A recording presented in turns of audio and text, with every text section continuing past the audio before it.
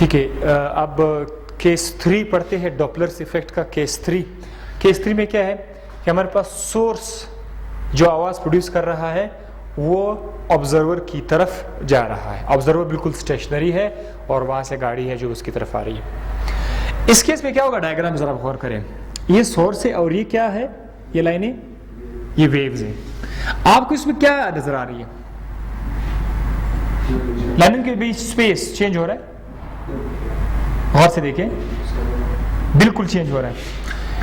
ये लाइनों के दरमियान जो स्पेस है वो कम हो रहा है, यानी हवा के अंदर जो मॉलिक्यूल्स है वो कंप्रेस हो रहे हैं, एयर की जो लेयर्स हैं कंप्रेशन भेज रहा है। कब? जब सोर्स ऑब्जर्वर के कान की तरफ अपने वेव्स भेज रहे होंगे तो उस वक्त ये वेव्स क्या हो जाएंगे, कंप्रेस हो जाएंगे। तो इस कंप्रेशन की वजह से वेवलेंथ चेंज हो जाएगी। याद रखिए पिछले केस में वेवलेंथ चेंज नहीं हो रहा था, इस केस में वेवलेंथ चेंज हो जाएगी। तो अभी जो दो केसेस हम लोग पढ़ेंगे दोनों में वेवलेंथ चेंज हो जाएगी, क्योंकि इस बार सोर्स मूव कर रहा है।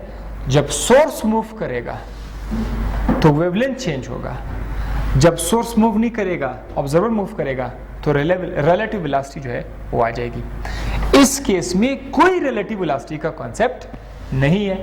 क्यों? क्योंकि एक ही मोशन है, इसकी तरह कोई स्पीड ना वेलोसिटी है, एक ही वेलोसिटी है भाई, उस वेव की है। तो जब दोनों में ऐसे वो भी मूव कर रहे थे, फिर हमारे पास दो वेलोसिटी आ जाता। अभी तो एक ही वेलोसिटी है, एक वेलोसिटी के बाद तो रिलेटिव वेलोसिटी का कॉन्सेप्ट नहीं आता। रिलेटिव वेलोसिटी का कॉन्सेप्ट तब आता है जब दो वेलोसिटीज हमारे साथ हों। ये भी एक ही वेलोसिटी है। चलिए जनाब, सो इधर रिलेटिव वेलोसिटी नहीं है, जस्ट वेवलेंथ का कॉन्सेप्ट है। और वेवलेंथ क्या हो रहा है, कम हो रहा है। लाइनें एक दूसरे के साथ कम हो रही है। जब लाइनों के बीच स्पेस कम हो रहा है तो वेवलेंथ कम हो रहा है। जैसे आप लोगों ने देखा होगा, इस तरह का एक ये वेव है, इसमें वेवलेंथ बड़ा है, एक ये है, इसमें वेवलेंथ कम है। जिसमें वेवलेंथ कम है उसमें फ्रीक्वेंसी ज्यादा हो जाती है, नंबर ऑफ अप्स डाउन ज्यादा हो जाते हैं। तो वेवलेंथ यहां पर क्या है, डिक्रीज्ड। इसका मतलब है कि एफ, ये तो बहुत कॉमन सी बात है, जब भी वेवलेंथ डिक्रीज होगी तो एफ इंक्रीज करेगा। अगर वेवलेंथ इंक्रीज करेगा तो फिर एफ डिक्रीज करेगा। चलो हमारे पास एफ भी जो है चेंज हो गया, वेवलेंथ भी चेंज हो गया। सो आइए, ये जो वेवलेंथ चेंज हो रहा है, ये कितना चेंज हो रहा है बाल, change in wavelength delta lambda. इस चेंज इन वेवलेंथ का नाम है डॉपलर्स शिफ्ट। जब वेवलेंथ में तब्दीली आ जाती है तो उसको क्या बोलते हैं, डॉपलर्स शिफ्ट। और मैं आपको डेल्टा लैम्डा का फॉर्मूला ये आपके लिए मैंने लिख दिया है। ये कैसे हम लोगों ने बना लिया, पहले आप लोग इधर आ जाइए।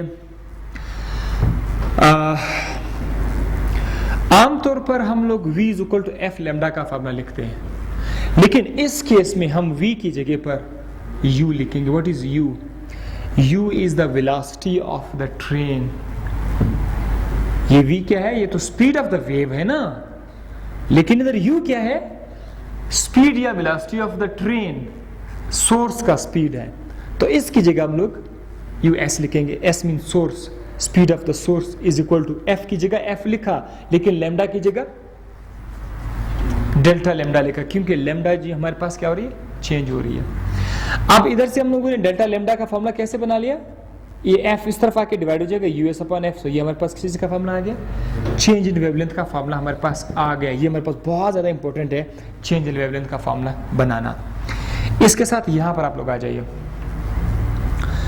जो वेवलेंथ हमारे पास चेंज हो गया, एक नया वेवलेंथ आएगा ना, उस न्यू वेवलेंथ को हम लोग अपनी आसानी के लिए लैम्डा सी से शो करेंगे। न्यू वेवलेंथ है तो lambda C is equal to original wavelength minus change in wavelength. मिसाल के तौर पर आपके पास ओरिजिनल वेवलेंथ जो था वो 10 है, कितनी तब्दीली उसमें आई, 2 की तब्दीली आई, तो 10 माइनस 2 इज इक्वल टू 8। सो ये जो है आपका न्यू वेवलेंथ होगा। न्यू वेवलेंथ आपका 8 हो जाएगा। ओरिजिनल वेवलेंथ आपका कितना था, 10 था, कितनी तब्दीली आई, 2 का, माइनस करेंगे तो 8 हो जाएगा। ये आपका न्यू वेवलेंथ है और ये आपका ओरिजिनल वेवलेंथ है और ये आपका चेंज इन वेवलेंथ है। सो ये मैंने आपकी आसानी के लिए 10 माइनस 2 8 कर दिया।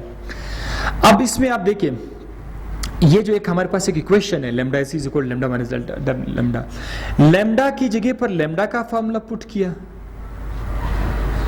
माइनस डेल्टा लैम्डा की जगह उसका फॉर्मूला हम लोगों ने ऐसे पुट कर दिया, सॉल्व कर दिया तो v minus U S upon F आ गया, क्योंकि ये दोनों f जो है हम उसको एक ही f करके लिख देंगे। जब हमारे पास ये फॉर्मूला आ गया तो इसमें मैं दूसरा स्टार लगा रहा हूँ, क्योंकि ये सबसे इंपॉर्टेंट चीज़ ये था, आप लोगों को ये प्रूफ कराना था मैंने। जब ये फॉर्मूला आपके पास आ गया तो अब आगे जाएं। अब हम लोग यहाँ शुरू करते हैं मॉडिफाइड फ्रीक्वेंसी। जब वेवलेंथ चेंज हो जाएगी तो क्या उससे फ्रीक्वेंसी चेंज नहीं होगी? बहुत ही क्लियर सी बात है, फ्रीक्वेंसी भी चेंज हो जाएगी। तो इस बार हमारे पास न्यू फ्रीक्वेंसी आ जाएगी FC। केस नंबर 1 में FA, केस नंबर 2 में FB, केस नंबर C में FC। FC is equal to V upon lambda, lambda की जगह हम लोग लैम्डा C लिखेंगे। तो V तो चलो V कर दिया, लैम्डा C की जगह हम लोगों ने ये वाला फॉर्मूला किया है, lambda C is equal to V upon V minus US upon F। इसको थोड़ा सा ऊपर मैंने दोबारा से लिखा है FC is equal to V upon V minus US multiply by F, जो सबसे आखिर में होगा वो मल्टीप्लाई होएगा। अब ये जो नंबर है हमारे पास V upon V minus US, इसका जो वैल्यू है ये हमेशा एक से बड़ा होगा। मैं आपको रीजन बताता हूं। बड़ा नंबर छोटे नंबर पे डिवाइड करने से आंसर बड़ा आ जाता है, सही।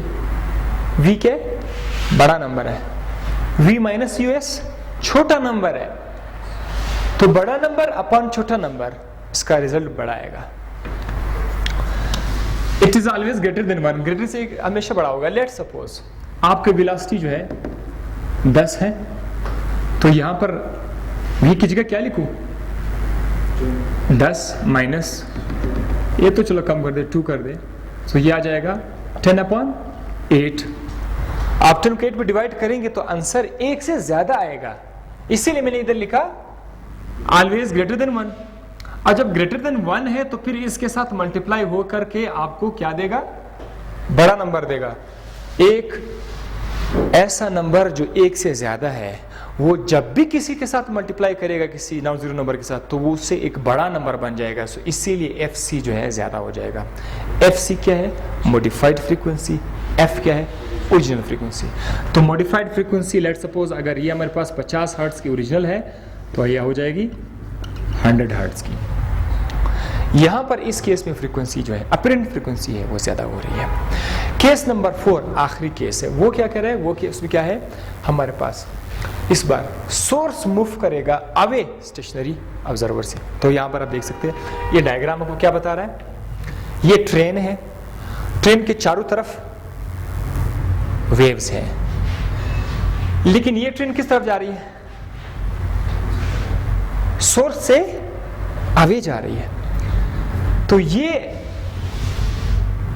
वेव्स है और ये भी, इन दोनों में फर्क क्या है?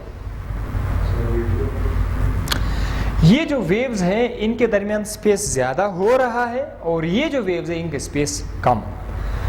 तो हम लोग तो ये केस देख रहे हैं ना, इस केस में वेवलेंथ क्या हो जाएगा? बढ़ जाएगा।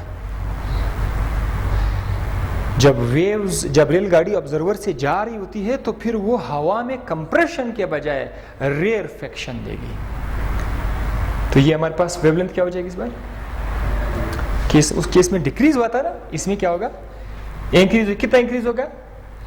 Change in wavelength. तो इधर फ्रीक्वेंसी क्या हो जाएगी? सॉरी, फ्रीक्वेंसी क्या हो जाएगी? डिक्रीज।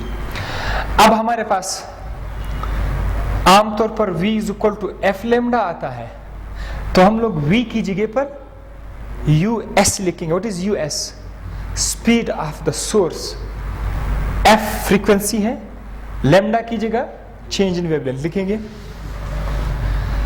अब लैम्डा का फॉर्मूला इधर से कैसे बनाएंगे? डेल्टा लैम्डा का फॉर्मूला इज इक्वल टू, ये F उस तरफ जाके डिवाइड हो जाएगा US अपॉन F। ये हमारे पास एक फॉर्मूला आ गया चेंज इन वेवलेंथ का। इस तरह आपने देखा कि वेवलेंथ चेंज हो रहा है, तो वो वेवलेंथ जो चेंज हो रहा है उसका फॉर्मूला क्या है? वो है lambda D. Lambda D is equal to lambda plus delta lambda. इसमें ये चेंज वेवलेंथ है, ये ओरिजिनल वेवलेंथ है और जो वेवलेंथ में तब्दीली आई थी वो इतनी है। इधर मैं प्लस कर रहा हूँ, क्यों मैं प्लस कर रहा हूँ? उस केस में माइनस किया था मैंने, इधर मैं प्लस कर रहा हूँ, क्योंकि जब वेवलेंथ बढ़ जाएगी तो फिर प्लस करना होगा इनको, और जब वेवलेंथ कम हो जाएगी तो फिर इनके बीच माइनस का निशान लगाना होगा। इधर तो वेवलेंथ बढ़ रहा है तो इसीलिए मैंने प्लस का निशान लगाया है, लैम्डा प्लस डेल्टा लैम्डा। अब वैल्यूज पुट कर दीजिए, लैम्डा की जगह v/f लिखा, डेल्टा लैम्डा की जगह us/f लिखा। इसको जब हम लोगों ने प्रोसेस कर दिया तो v + us/f बना। ये हमारे पास, मैं इसको स्टार पॉइंट दे रहा हूं क्योंकि ये हमारे पास वो फार्मूला है जो चेंज इन वेवलेंथ को शो कर रहा है। This is the change wavelength. ये ओरिजिनल वेवलेंथ नहीं है, ये चेंज्ड वेवलेंथ है। अब हम आ जाते हैं, जाहिर सी बात है वेवलेंथ चेंज हो गई है तो फ्रीक्वेंसी तो चेंज हो जाएगी।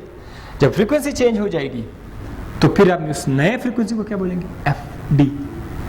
fd का फॉर्मूला क्या है? v/λ, लैम्डा डी लिखेंगे। लैम्डा डी का फॉर्मूला क्या है? v + us/f upon v। सबसे नीचे जो डिवाइड हो रहा होगा वो आके मल्टीप्लाई होएगा, तो ये बनेगा v/v + us × f। अब ये f क्या चीज है? चेंज्ड फ्रीक्वेंसी है। ये f क्या है? ओरिजिनल फ्रीक्वेंसी है। हमने ओरिजिनल फ्रीक्वेंसी के साथ इसको मल्टीप्लाई करना है। ये जो है, ये इधर इस केस में क्या होगा? छोटा नंबर बड़े नंबर पर डिवाइड हो रहा है। v + us बड़ा नंबर है v से, तो जब आप एक छोटे नंबर को बड़े नंबर पे डिवाइड करोगे तो इसका रिजल्ट 1 से कम आएगा। तो जब 1 से कम आएगा फिर आप उसको इसके साथ मल्टीप्लाई करोगे तो आंसर भी कम आएगा। इसीलिए मैंने कहा fd is less than f। सो इस केस में हमारे पास जो फ्रीक्वेंसी आ गई, जो चेंज्ड फ्रीक्वेंसी है वो कम आ रही है।